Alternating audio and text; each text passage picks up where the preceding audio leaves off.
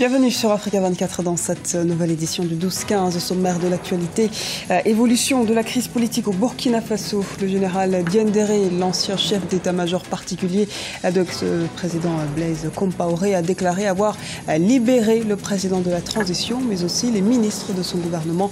Nous ferons le point sur la situation. Recensement prochain de la population camerounaise, c'est le 4e qu'organisera le pays en 55 ans d'indépendance. L'opération chiffrera les données nécessaires à la bonne planification du développement du pays.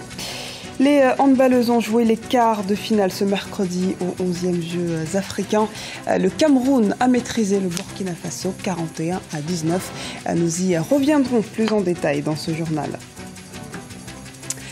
Suite des événements au Burkina Faso, le Conseil national de la démocratie, dirigé par le général Gilbert Diendéré, a annoncé ce vendredi la libération du président de la transition, Michel Kafando, et les ministres qui étaient jusqu'alors détenus par le régiment de sécurité présidentiel. En revanche, le Premier ministre Isaac Zida serait toujours détenu.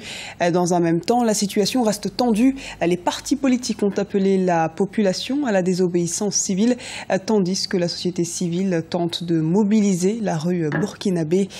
Plusieurs manifestations ont été réprimées par le RSP jeudi 17 septembre, faisant au moins 6 victimes et une soixantaine de blessés. On fait le point tout de suite avec notre correspondant au Burkina Faso, Wendiam Valentin Compaoré. Dans un communiqué lu ce matin à la télévision nationale, le Conseil national de la démocratie a déclaré que le président Michel Kafando et 2 de ses ministres ont été libérés. Ce communiqué ne fait pas cas du sort du Premier ministre Isaac Yacouba Zida. Ce coup d'État perpétré par le général de brigade Gilbert Diendéré et ses hommes du régiment de sécurité présidentielle est intervenu à quelques jours du début de la campagne présidentielle pour des élections qui étaient prévues pour le 11 octobre 2015. Il faut rappeler que ces élections devraient mettre à une transition débutée en novembre 2014 après la chute du président Blaise Compaoré. Il faut aussi rappeler que 2 présidents Macky Sall du Sénégal et Yahya Boni du Bénin sont attendus dans quelques heures dans la capitale burkinabé pour une sortie de crise. Et la réouverture des frontières terrestres et aériennes du Burkina Faso a été annoncée ce vendredi par les putschistes.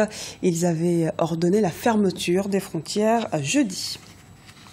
Dans l'actualité également, nomination d'un Premier ministre en Guinée-Bissau. Carlos Correa a été proposé par le Parti africain pour l'indépendance de la Guinée et du Cap-Vert, le PAIGC, après plus d'un mois de bras de fer au sein même du parti. Ce vétéran du parti au pouvoir amorce donc une sortie de turbulences politiques. Crise qui, rappelons-le, avait été provoquée depuis la destitution le 12 août 2015 du Premier ministre Domingos Simoes Pereira. 4e recensement général de la population au Cameroun. Le calendrier de cette opération de dénombrement est encore attendu, mais déjà les enjeux sont scrutés par les analystes. Les précisions dans ce reportage de notre correspondant au Cameroun, Narcisse Noumbé.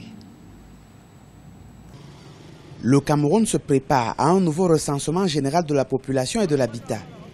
L'annonce a été faite par le président de la République, Paul Biya, dans un décret rendu public le 15 septembre 2015. Ce dénombrement attendu de la population camerounaise survient 10 ans après le précédent, organisé en 2005. Selon les experts, les enjeux de cette opération sont multiples. Le premier enjeu, c'est pour permettre la planification. Et vous savez, c'est grâce au recensement que l'État peut prendre des grandes lignes au niveau des politiques publiques. Ça, c'est le premier niveau. Mais il y a un second niveau qui est politique. Nous savons que nous sommes en 2015. Et les prochaines élections auront lieu, présidentielles étant pour moi, auront lieu en 2018. Selon les analystes, le contexte sociopolitique actuel qui prévaut dans la sous-région peut également avoir motivé cette décision du chef de l'État camerounais. D'abord, le Cameroun a eu un grand afflux en termes de migration. En termes de migration, beaucoup plus des réfugiés qui viennent de la RCA, qui viennent du Nigeria et autres, par rapport à Boko Haram et par rapport à l'instabilité qui est en RCA. Donc, naturellement, on peut comprendre que ce recensement a aussi un lieu. Il y a des enjeux stratégiques et même de sécurité qui sont liés à ce recensement-là. Se référant au recensement de 2005, certains émettent des réserves quant à l'impact réel de l'exploitation des résultats de ce recensement dans le quotidien des Camerounais. À quoi servirait donc des recensements si on ne peut pas planifier l'économie nationale, si on ne peut pas planifier la politique même de développement sur le plan national. Je pense que ça fait partie des éléments qui contribuent à des appréhensions particulières des populations. En fait, ça ne résout pas, pour dire simple, les problèmes des Camerounais au quotidien. C'est la 4e fois depuis son indépendance en 1960 que le Cameroun organise le recensement général de sa population. Les précédents ont eu lieu en 1976, 1987 et 2005. Accident mortel au Soudan du Sud. L'explosion d'un camion-citerne transportant de l'essence a fait au moins 85 victimes et une centaine de blessés ce mercredi à l'ouest de la capitale, Juba. Le véhicule, dans un premier temps accidenté, a finalement explosé. Les victimes auraient péri en tentant de récupérer la cargaison de carburant dans des bidons. Jeux africains 2015, les pays qualifiés pour les demi-finales féminines de handball sont connus. Il s'agit de l'Angola, du Cameroun, du Nigeria et du Sénégal, au détriment de la République démocratique du Congo, de la Côte d'Ivoire et du Burkina Faso.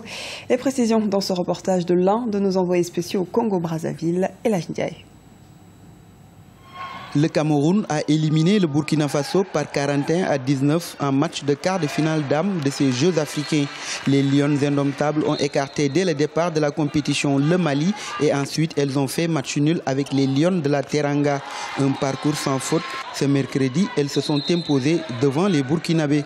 On s'est donné à fond et puis on a mis le paquet donc. Il fallait tout qu'on gagne ce match pour être en demi-finale. L'autre quart de finale a opposé l'équipe féminine de handball de l'Angola et celle de la République démocratique du Congo. Un match très serré qui a vu la victoire de l'Angola 29-22. Le match était très difficile car le Congo était au niveau. Mais il faut aussi reconnaître que nous nous étions bien préparés. Les demi-finales mettront aux prises l'Angola et le Nigeria d'une part et d'autre part le Sénégal et le Cameroun. Elles joueront ce 18 septembre au Palais des Sports de la Fraternité.